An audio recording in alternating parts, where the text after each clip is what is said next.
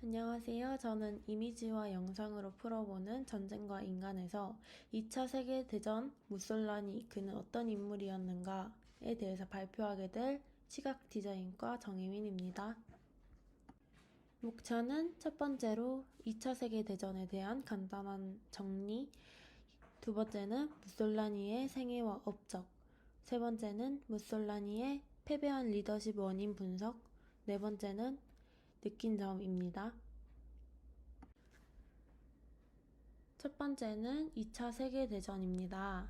2차 세계대전은 1939년에서 1945년까지 전 세계적으로 벌어진 대규모의 국제전쟁으로 나치 독일, 일본, 이탈리아 등의 독립국과 영국, 미국, 소련 등의 동맹국 간의 충돌이 중심이었습니다. 대전의 주요 사건과 특징은 다음과 같습니다. 첫 번째, 전쟁의 발발입니다. 1939년 9월 1일에 나치 독일이 폴란드에 침공하면서 시작되었고, 이에 따라 영국과 프랑스가 독일에게 선전 선언하여 대전이 본격적으로 시작되었습니다. 두 번째는 전 세계적 전개입니다. 대전은 유럽, 아시아, 태평양, 아프리카 등 세계 여러 지역에서 벌어졌습니다. 세 번째는 독일의 블리츠크리그와 전 유럽 전쟁입니다. 독일은 초기에 폴란드를 정복하고 나서 덴마크, 노르웨이, 벨기에, 네덜란드, 프랑스 등을 빠르게 정복하는 등의 블리츠크리그 전략을 시행했습니다. 네 번째는 유대인 대학살과 호로코스트입니다.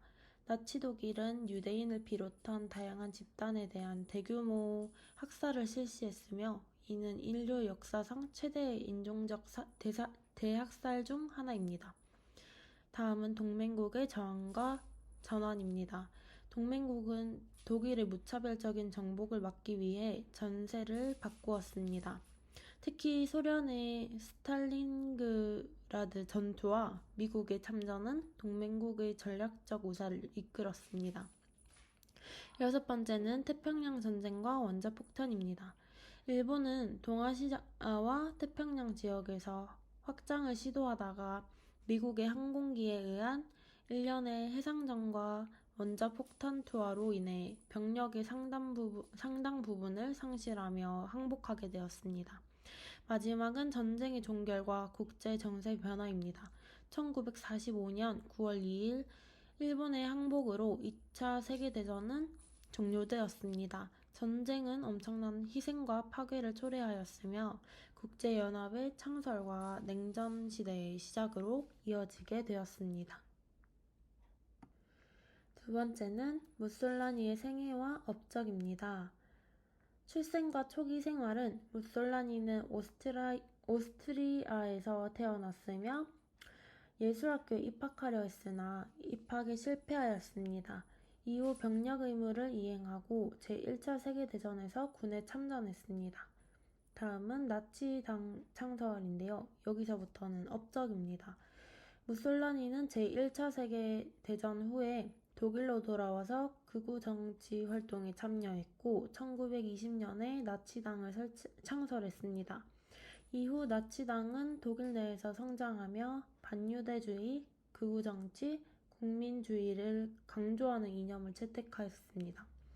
다음은 마이너티 프린치페입니다. 1923년에 무솔라니는 바이에른주 뮌헨에서 발생한 마이너티 프린치페 사건을 계기로 첫 실패를 맛보게 되었습니다. 이 시기에 그는 감옥에서 나치 내란 혐의로 기소되었지만 이를 피해서 군사적 훈련과 나치당 재건에 몰두했습니다. 네 번째는 라인하르트 트리스의 서독 재건입니다. 나치당은 1920년대 후반부터 1930년대 초반까지 성장하면서 독일의 경제 위기와 정치적 불안을 이용하여 라인하르트 트리스의 독일을 재건하고자 하는 노력을 지원했습니다. 다섯 번째는 독일 총리로의 부상입니다. 933년 1월 무솔라니는 독일 총리로 임명되었습니다. 그는 곧 독일 대통령 폰힌덴부르크와의 권력을 통합하고 독일의 독재자로 거듭났습니다. 다음은 나치 독일의 건설과 외교적 활동입니다. 무솔라니는 나치 독일을 규모 있는 국가로 건설하려고 노력했습니다.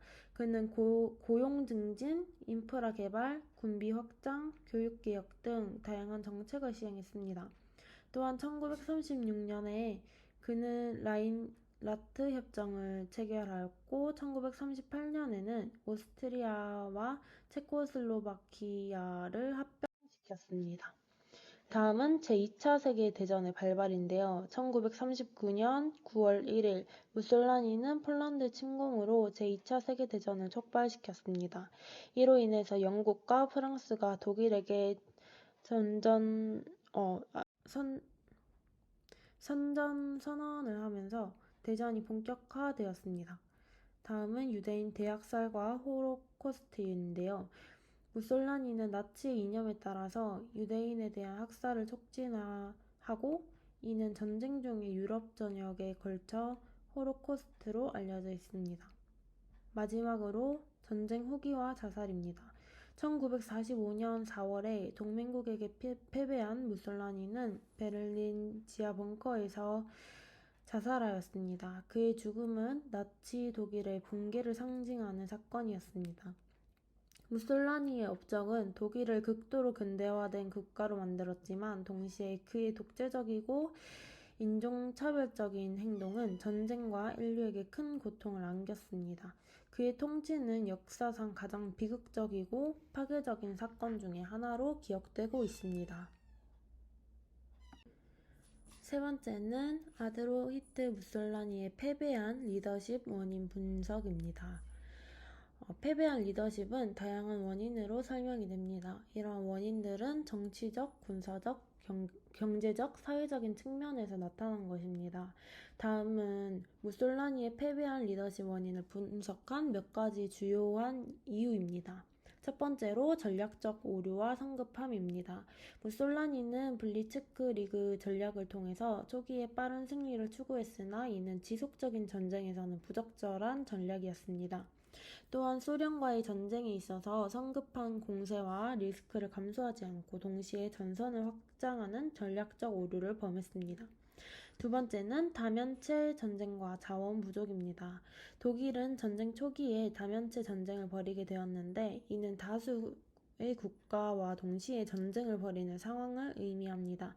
이로 인해서 자원과 병력 부족이 발생했고 특히 독일은 연료, 식량 등의 자원 부족으로 전투 능력이 저하되었습니다.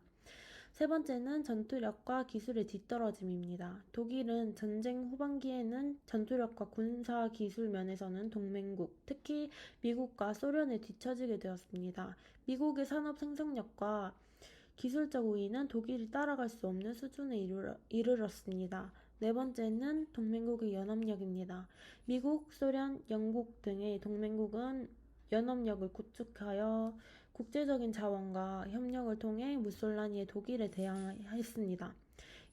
이는 독일이 단독으로 다수의 강대국과 맞서기 어려운 상황을 만들었습니다.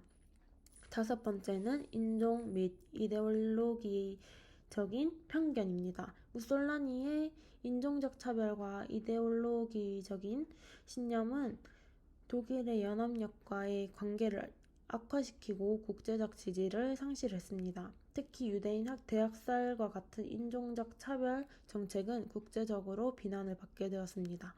여섯 번째는 전쟁의 확대와 미스터리입니다. 무솔라니는 전쟁을 확대하면서 동시에 전쟁의 방향과 목표를 명확하게 제시를 하지 않았습니다. 이로 인해서 독일은 여러 전선에서 전쟁을 실시하면서 혼돈과 미스터리가 발생하게 되었습니다. 마지막 일곱 번째인데요. 마지막 도발과 베를린 전투입니다. 무솔라니는 동맹국에게 항복을 거부하고 독일을 최후까지 방어하겠다고 결심하였습니다.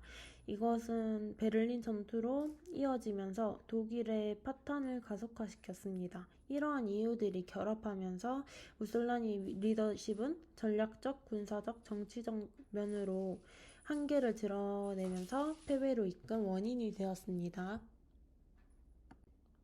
마지막으로 느낀 점인데요. 무솔라니의 지도력은 역사상 가장 어둡고 파괴적인 기관 중 하나를 형성하였으며 그의 행동은 인류에게 큰 고통을 안겨줬습니다.